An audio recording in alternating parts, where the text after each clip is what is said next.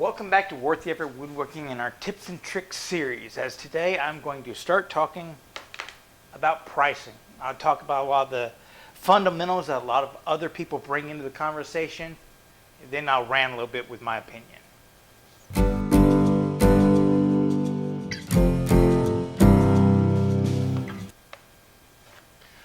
Pricing seems to be one of the major hurdles or obstacles or a lot of stuff for people who are getting into the craft who need to all of a sudden unload all the stuff they're creating as they get better.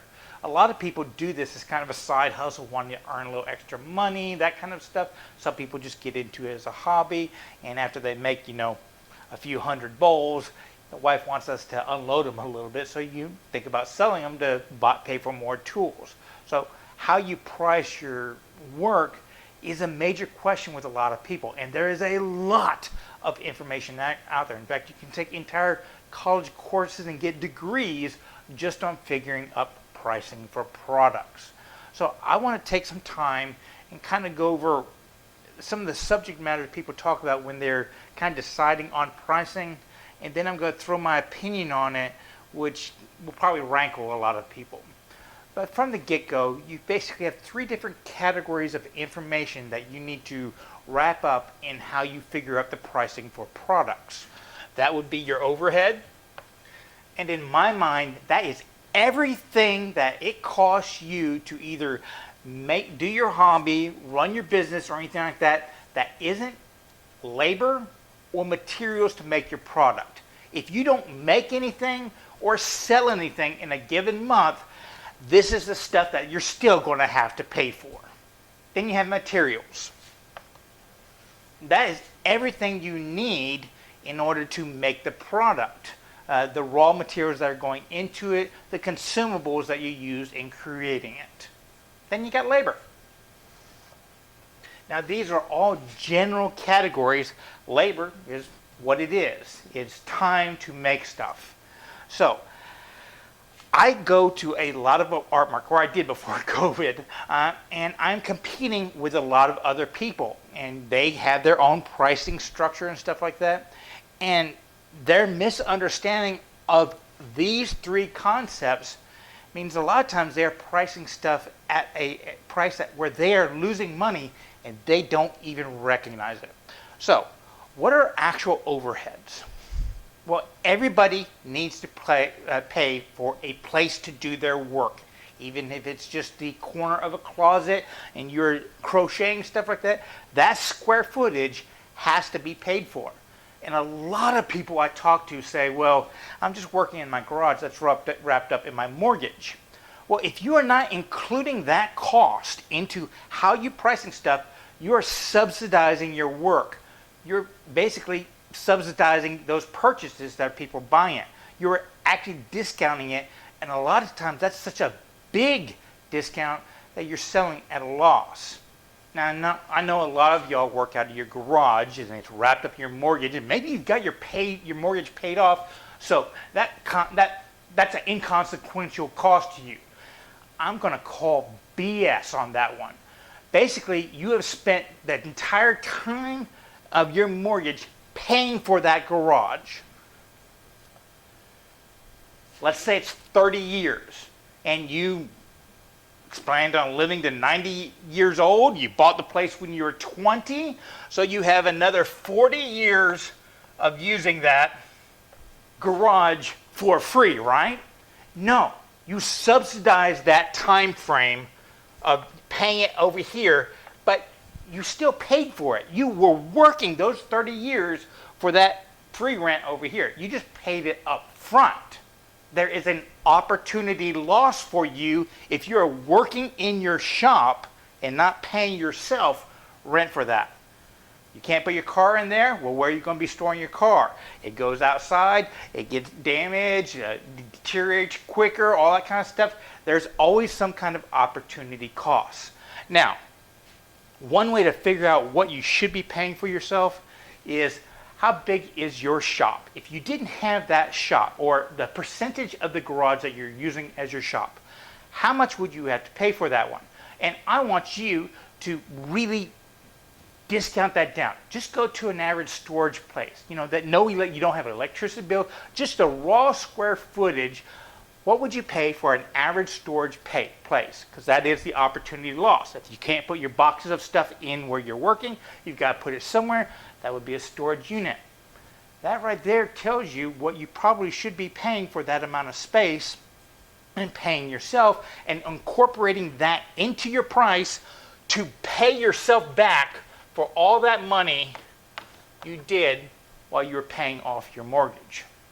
If you are paying for your mortgage, well, me personally, I would make it easier on yourself and just use a square footage rule. Figure out how much of the space that you're using for your shop. If you've got a 2-car garage and you're only using half of it, there's your square footage, this way and that way, and then do it as a percentage of the whole house, square footage wise. Easiest way to do it. Now, granted, some of y'all will be arguing that, hey, the garage is less wiring, less decoration, it costs less per square foot. Well, if you do it this way, I would just say don't worry about the electricity and it'll all kind of balance out. But speaking of electricity, that is a cost that if you are not incorporating into your billing in some manner, once again, you are subsidizing the purchase price for whoever's buying your products. Next one is overhead, is insurance, a big one out there. And that is something a lot of people that are working insurance, let's just pretend that I know how to spell that, okay? A lot of people out there just are wrapping up their homeowner's insurance. Now, warning, if anything happens in your garage or something like that and it blows up and they find out that you're running a small business there, they might not pay off as much or even any at all. You have to have a special insurance for businesses in most locations. That is an additional cost. If you don't pay that additional cost, the risk you are taking is a cost. That has to be incorporated somewhere. If you are not incorporating that, you're subsidizing the purchase from whoever's buying your products. Other big ones on me are vehicles. I have to go get lumber. There's a lot of wear and tear on my truck, hauling giant trees in the back of it.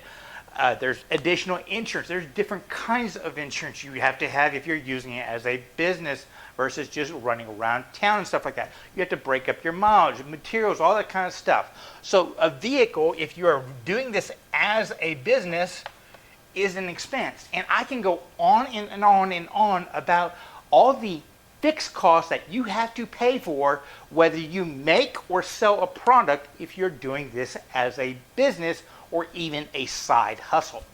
And all of those are going to be different for different people. I have a very low rent because I'm in a part of the country that doesn't pay for a lot of rent. When I closed down my schools, I moved into a warehouse out in BFE because it lowered my operating costs, my overhead, and more of it could be profit where I didn't have to work as hard to cover those bills. And I can grow a YouTube channel. The other thing is material costs.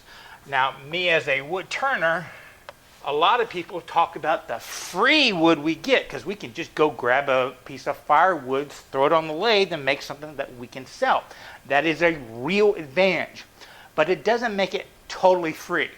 Remember, the wear and tear on the truck, the gas mileage, the time, the extra tools you have to have, all that kind of stuff is material costs or consumables. You wear out the service on your chainsaw. That is a consumable you got to add into it. There's just a lot of minor things that it takes to make a bowl out of a free piece of firewood. And all of those that are not a tool are consumables. Oh, by the way, your tools should be in the overhead, even if they're already paid for, because if you're not doing it there, you're basically subsidizing that purchase price into the bowl for the final customer. Then there's another touchy one, labor. Some people just think about that as their time in the shop, and that can be a low or a high value. It's entirely up to you what you value your time on earth is worth. And you are basically trading that time for money as you make product. If you're not prioritizing it very much, that's up to you. But there's a lot more to labor than most people think.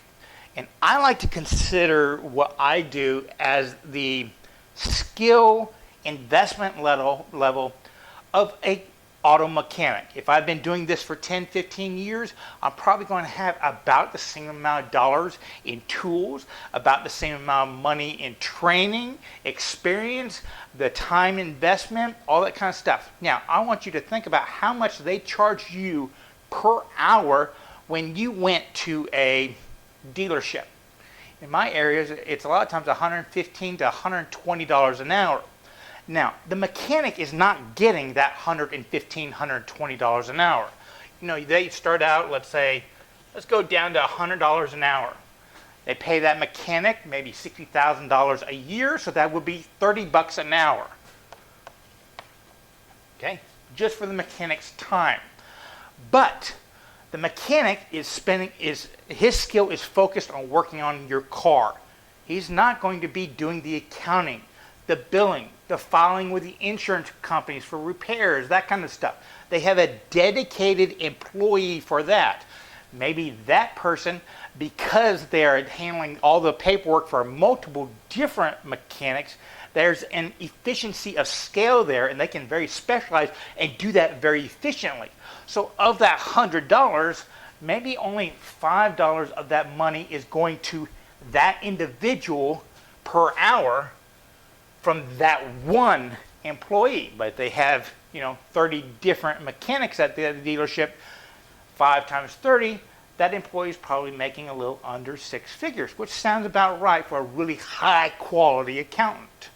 Then, what about the person that cleans the place up? The janitors? How about the manager that manages all those employees? All those kind of other employees that the dealership uses to make that place run efficiency has to be incorporated into that labor cost. And you can see how it adds up pretty quickly until a good portion of that $100 is not going back to the dealership in profit, it's going to pay for the other employees. Now, you're telling yourself, okay, I understand that. If I am a woodworker and I put my skill level at the price of that mechanic, and a mechanic is making $60,000 a year, which is basically $30 an hour for a standard 2,000-hour work year. Well, I could bill my time that I invested into making a bowl at $30. But unlike that dealership, you don't have all those other employees. You've got to do the other work. You've got to file your taxes on it. You've got to do the advertising to get it. You have to be the bus driver to get you to the market. You have to do the inventory control for the other different places. There's a lot of other jobs that you're doing to sell one bowl that is not standing at the lathe or working with any other tools, the actual woodworking. You've got to figure that into the price because you're doing that work, just not the woodworking parts of it. So when you are figuring up your pricing per hour, if that's the way you want to do it, be thinking, what's the dealership charging? Or what's an independent mechanic charging? And do it at $90 an hour and see where that works out. Because that probably will get you closer to your goal of $60K a year because you're doing so much other stuff that you've got to pay for. So, I'm going to talk about 2 different ways I hear repeated quite a bit when people are trying to figure out how to do their pricing if they're following the general guidance of content out there. One of them is just to come up with your overhead, figure out how many things you can make per week or month or stuff like that, and divide that by your number. So just a really round number, and something that's probably way, way lower than even if you're working in a half of a 2-car garage. If I just said $1,000 a month. Again, you're doing this as a side hustle. You have to cover that expense whether you sell anything or make anything. That's your overhead costs. Your materials, those could be variable because if you don't make anything, you're not consuming anything. And that's including buying lumber and stuff like that. You could have bought a whole bunch of lumber. It's just sitting in the corner over there. Maybe you can amortize that out into the price at a later date, but you had to pay for it at some time, so you have to incorporate it into the price. For me, that's all the money that I had to spend to go get the free material and bring it back in the shop, cut it up, process it, all that kind of stuff, plus the labor involved in there. So we can say that that is a variable. And there are a lot of people out there that just kind of guesstimate and say it's 20% of the labor cost. So you figure out what your labor cost is and you divide that by 20, and that's going to be your materials cost. Let's go with that way for these two explanations. Then your labor, how much you're going to charge and stuff like that. I'm going to say in my examples that I'm a very bad independent mechanic. I'm going to charge $50 an hour. Less than half of what a dealership would be charging. So from there, you have your costs. You're doing this as a side hustle, so you're working evenings and weekends. You can only work one of your weekend days because the other weekend day you have to be somewhere selling this stuff. But that has to be incorporated into your time frame. Labor costs. So that means you make 1 bowl a night, and on Saturday you make 6. 11 bowls, and one of them blew up on you. So we end up with 10 bowls in a week. You have to cover your costs, 4.2 weeks a year, so that's 40 bowls, 42 bowls a month. Of those 42 bowls, you divide that by 1,000, and for every bowl, you have to account for $23 in overhead costs. Your materials are going to be 20% labor, so you figure up, 2 hours each evening, 10 hours on a Saturday, 10 hours on a Sunday because you're selling it at the art market. So that is 30 hours a week. So 30 times your $50 an hour is $1,500 divided by 42, the number of bowls you made. You got 35 and some change. 20% of that. So basically, you now have to, there's your price per bowl, assuming you made all the same kind of bowl. $66. But that's if you're making small, little stuff. A common way people figure out the price for the bigger stuff that they might only be able to make one every few months. Let's say you're making a credenza or a table or something like that. And you tell yourself, I want to make $60,000 a year, so that is roughly $5,000 a month. So you sit there and you say $5,000 per month, $1,000 overhead, and my cost of materials probably going to be a little bit less because a credenza is a lot more labor intensive. So let's just say is 10% of that, so you're going to have $500 in materials that you'll use per month you're making that credenza. And that credenza takes you 2 months to make. So we got $10,000, $11,500 for a really high-end credenza that took you, your 2 hours per evening and both Saturday and Sundays for 2 months to create. Does anybody here see a problem with these kinds of techniques when you actually incorporate all of the costs associated with it? So many people, when they're doing this methodology, they basically subsidize. Oh, garage is paid for, right? Oh, the materials, they were free, right? And you can see how they can get the price down to something that they think is more acceptable to a customer, all by subsidizing their work. I am calling BS on all of that. And that is from my opinion of somebody that has worked art markets consistently for better part of a decade now. Not considering last year, which I didn't work a single one because of COVID. But there were several years that I would work 2 to 3 art markets or farmers markets or anywhere I could sell my handmade stuff a week and spend the rest of the week just making the stuff and making content for YouTube. Neither one of those techniques for pricing your work puts a priority on marketing and salesmanship And in my opinion, that is all that matters. Your ability to present this to a customer determines its value, not the actual product itself. Here's an example. I have 3 bowls right here. This right here is the very first bowl I ever made back in 2008. Made it up in Wisconsin when I went to a trip with my dad. It took me probably 5 hours to do from the log. A very basic design. You can see tool marks on the inside. You can see tear out on the inside. You can see poor shape. It's got variations in thickness and stuff like that. It's got poor material choice. I have a knot hole right there, another knot right there. This is basically, I think it was cedar elm, which is in the maple family. Now, according to all those price structures we talked about, this one right here should be the most expensive bowl in this collection. And that is a problem I see over and over again when competitors who are just starting out come into it. They sit there and say, how much time I spent in this? They want the value for their time.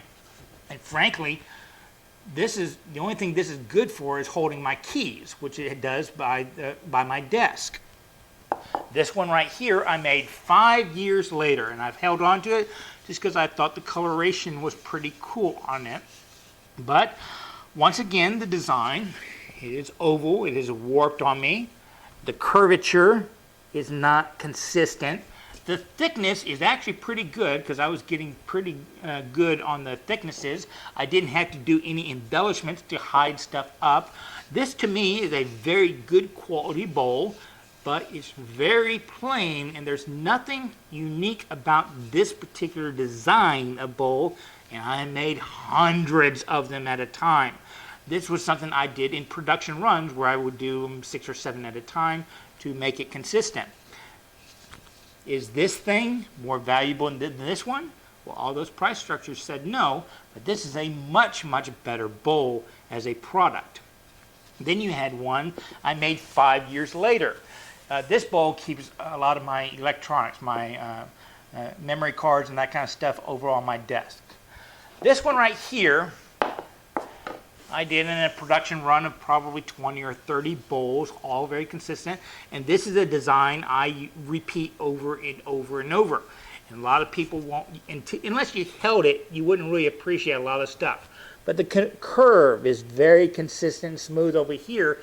But the interior curve is both consistent and smooth, but it is different. This bowl gets really thin about right there. So the weight is on the bottom, so it holds better. And when you hold it with your thumb over here, it has a slight lip. But just looking at the interior, it's not that big, not that different. The material of it, this is Bodart, one of the hardest woods we have in North America. Most people don't like using it because it is dulls your tools so fast, and it's not something that's going to be carried everywhere. It has really cool coloration when you first turn it because it is bright, bright orange, and then it ages to this over time. For a couple of years, this was my morning bowl, oatmeal, soup, salads, that kind of stuff.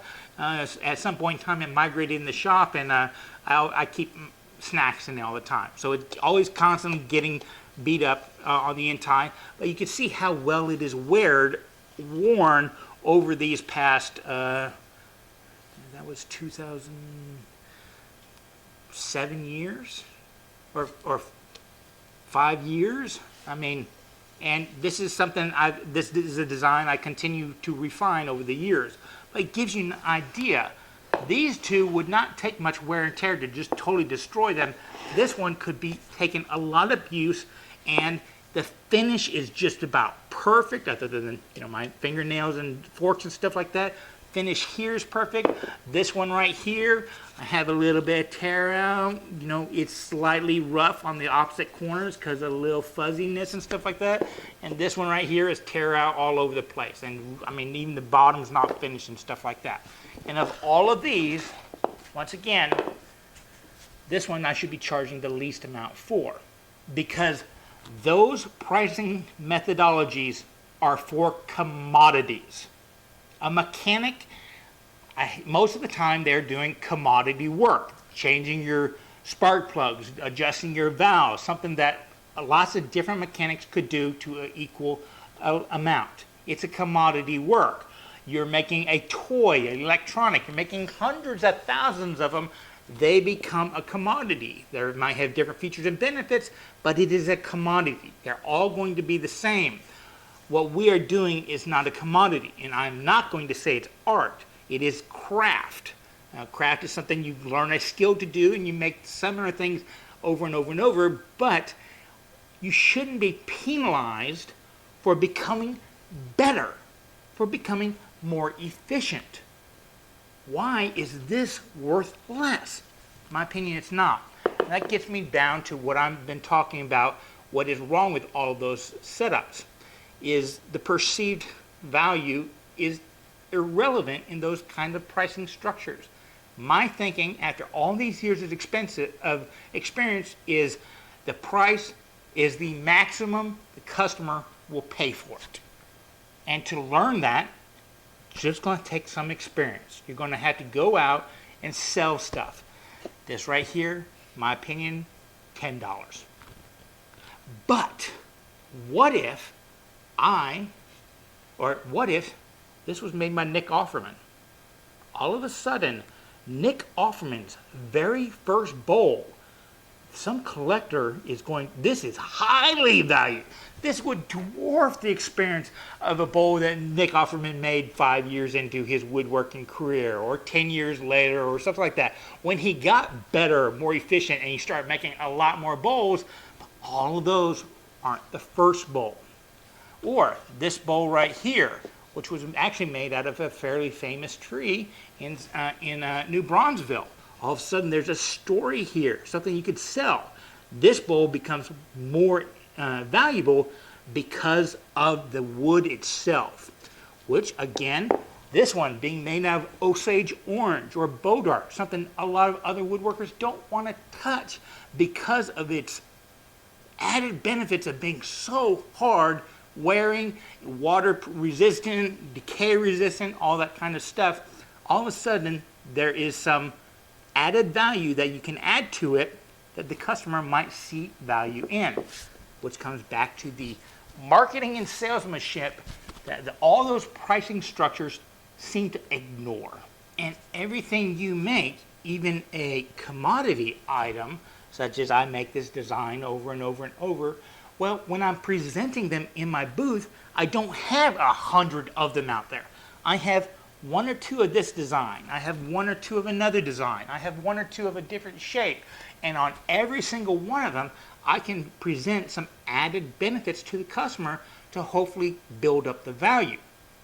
But if I had Nick Offerman's first bowl, and I was sitting at a market that I went to on Saturday, and for maybe rainstorms or something came through, and for reasons totally out of your control, you sold nothing, and you have one last customer in your booth who's mildly interested in stuff, and you don't have gas money to get home, what is the value of this bowl at that point in time? Again, it's a maximum a customer will pay for it to get you some money so you can have gas money to get home. And there have been situations like that in my career.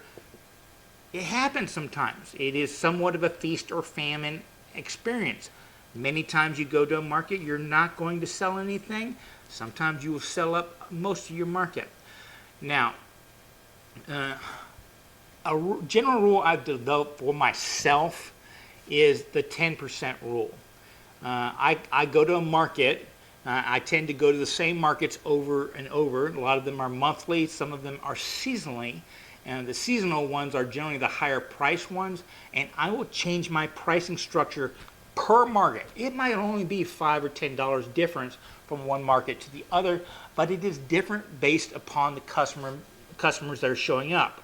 And if I sell 10% of my inventory, I know that my price structure was pretty good. If I sold less than that, maybe I may need to think about my price structure, maybe lower the prices a little bit.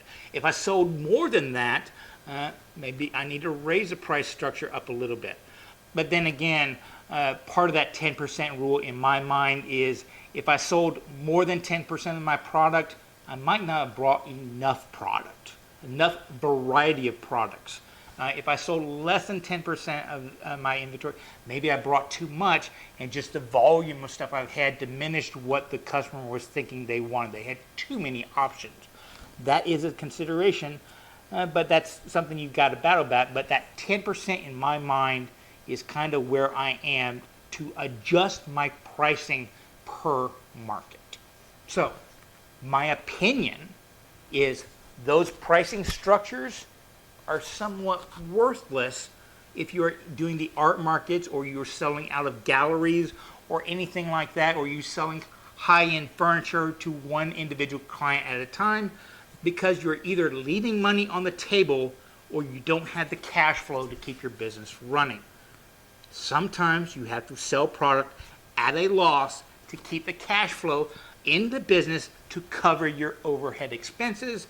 Sometimes you can make a killing way over earning for what the overhead is because of the market you are working in.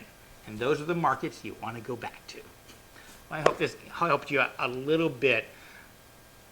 Craft work has as much to do with marketing and sales skill as it does your skill with the tools or your ability to get the better products and make better designs. Just want to leave you with that.